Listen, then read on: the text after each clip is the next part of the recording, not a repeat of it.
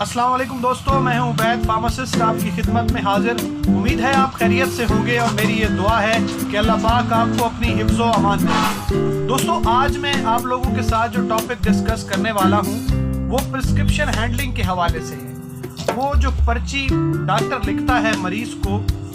Doctor से लेकर मरीज़ के दवाई लेने तक जितने मराहिल होते हैं जो पर्ची के साथ जुड़े हैं, जो प्रिस्क्रिप्शन के साथ जुड़े हैं, जो डॉक्टर ने पर्ची लिखी है उसकी क्या इंपॉर्टेंस है, इसके हवाले से मैं आज आपके साथ बात करने वाला हूँ। और ये टॉपिक इंतहाई अहमियत का हामिल है, इसको समझना भी बहुत अहमियत है इसकी। दोस्तों, जब कोई पेशेंट बीमार होता है और वो डॉक्टर के पास जाता है, डॉक्टर उसकी हिस्ट्री लेता है, हिस्ट्री लेने के बाद प्रिस्क्रिप्शन लिखता है, तो सबसे जो पहली चीज़ होती है वो हिस्ट्री होती है। उसकी फैमिली हिस्ट्री, उसकी डिजीज हिस्ट्री, उसकी ट्रीटमेंट हिस्ट्री, ये तमाम तर चीज़ें जो होती हैं ये बहुत अहमियत रखती हैं। कोई भी पेशेंट जाता है डॉक्टर के पास, उसके पास उसकी एज, हाइट, सेक्स, वेट और उसके साथ डिजीज़ अगर कोई है खुदा न खास्ता, और उसके साथ साथ उसने जो मेडिसिन ऑलरेडी यूज़ की है, इसके हवाले से वो तमाम तर इंफॉर्मेशन उसके पास मौजूद होनी चाहिए। इस तरह डॉक्टर प्रिस्क्राइब करने में उसके लिए आसानी होती है। और साथ साथ उसको ये भी इल्म होना चाहिए कि किस मेडिसिन के साथ उसको हाइपर सेंसिटिविटी है या मेडिसिन से पहले इस चीज़ को ख्याल रखना चाहिए। अच्छा, उसके बाद जो अगला स्टेप आता है वो डॉक्टर का जो राइटिंग स्टाइल होता है, जिसके साथ डॉक्टर साहब जो प्रिस्क्रिप्शन लिखते हैं, जो राइटिंग होती है उनकी, तो उसके ऊपर भी काफ़ी सारे मसाइल हैं। ज़्यादातर जो डॉक्टर हैं वो जो प्रिस्क्रिप्शन लिखते हैं उसकी जो राइटिंग की जो स्टाइल होता है, जो वो मेडिकल स्टोर और फार्मेसी के ऊपर उसके अंदर काफ़ी सारे जो है एम्बिग्विटीज़ पाई जाती हैं उसको समझने के हवाले से। पाकिस्तान में ये जो तरीका राइज है, जो ब्रांड का लिखने का तरीका राइज है या उसकी जो राइटिंग स्टाइल होता है वो इतना क्लियर नहीं होता, उसके अंदर काफ़ी सारे मसाइल होते हैं, उसमें कन्फ्यूजन होती है, वो अक्सर दवाई तब्दील हो जाती है या चेंज हो जाती है। तो मैं इस प्लेटफॉर्म से उन तमाम डॉक्टर हजरात से ये रिक्वेस्ट करना चाहता हूँ कि अपने राइटिंग स्टाइल को बेहतर करें, या अपनी जो प्रिस्क्रिप्शन है उसको एटलीस्ट कंप्यूटराइज कर दें, तो वो जो एम्बिग्विटी है, जो आपका जो पेशेंट का जो ट्रीटमेंट स्टाइल है या उसकी जो रिजल्ट है, एफिकेसी है, तो वो बेहतर हो जाएगी। तो जो राइटिंग स्टाइल है वो बेहतर होना चाहिए। अच्छा, उसके बाद जो अगला स्टेप आता है पेशेंट काउंसलिंग के हवाले से,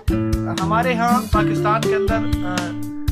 बदकिस्मती से फार्मासिस्ट का रोल उस तरह प्ले नहीं किया जा रहा, उस तरह फार्मासिस्ट की अवेलेबिलिटी नहीं है हेल्थ केयर सिस्टम के अंदर जिस तरह एलोपैथिक के सिस्टम के अंदर होनी चाहिए, क्योंकि अकेला डॉक्टर कुछ नहीं कर सकता, उसके साथ साथ फार्मासिस्ट का होना भी लाजमी है। फार्मासिस्ट भी अपना रोल प्ले करेगा, काउंसलिंग और गाइडेंस और मेडिकेशन के हवाले से जितनी भी मामलात होते हैं वो फार्मासिस्ट की जिम्मेदारी होती है, लेकिन हमारे सिस्टम में फार्मासिस्ट की उस तरह मौजूदगी नहीं है जिस तरह होनी चाहिए। तो उसके बाद अगला स्टेप आता है प्रिस्क्रिप्शन के बाद फार्मेसी के ऊपर जब पेशेंट आता है तो वो उसकी जो डिस्पेंसिंग होती है मेडिसिन की या डिलीवरी होती है मेडिसिन की, उसके हवाले से। तो पेशेंट आया फार्मेसी के ऊपर, अब उसको जो मेडिसिन डिलीवर की जा रही है उसमें पहला स्टेप ये होता है कि उसकी जो इन्फॉर्मेशन होती है, बेसिक इन्फॉर्मेशन होती है जो पेशेंट की, उसमें उसका एज हो गया, उसका नेम हो गया, उसका सेक्स हो गया, उसकी डिजीज़ हो गई, ये तमाम तर चीज़ें जो होती हैं ये मैच करनी चाहिए। अक्सर औकात ये प्रैक्टिकली मैंने इस चीज़ को ऑब्जर्व किया है कि पर्ची जो होती है वो मिक्स हो जाती है, तो एक मरीज़ की दवाई दूसरे मरीज़ को चली जाती है जिसके लाइफ थ्रेटनिंग कंसीक्वेंसेस हो सकते हैं, डोज डिफरेंट हो सकती है, डिजीज़ डिफरेंट हो सकती है, पेशेंट की एज डिफरेंट हो सकती है, बच्चे की दवाई बड़े को चली जाती है, बच्चे की दवाई बड़े को, बड़े की दवाई बच्चे को। तो इस तरह की जो मसाइल होते हैं तो ये तब बेहतर होंगे जब एक प्रोफेशनल बंदा फार्मेसी या मेडिकल स्टोर पे अपनी सर्विसेज दे रहा होगा और उन प्रोटोकॉल्स के साथ मेडिसिन की डिस्पेंसिंग और डिलीवरी होगी जिस तरह प्रोटोकॉल्स मेंशन है। उसके साथ साथ एक और चीज़ होती है जो पेशेंट केयर पे आती है। अक्सर जो मरीज़ के साथ लोग होते हैं, इमरजेंसी कंडीशन की तो और बात है, अगर क्रोनिक डिजीज़ की मैं बात कर रहा हूँ तो उसके हवाले से जो मरीज़ होता है वो बहुत जल्दी में होता है, वो दवाई को सही समझता नहीं है, उसकी डोज को नहीं समझता। तो मैं इस प्लेटफॉर्म के थ्रू ये भी मैसेज देना चाहता हूँ कि जब भी आप दवाई लेने जाए मेडिकल स्टोर या फार्मेसी पे,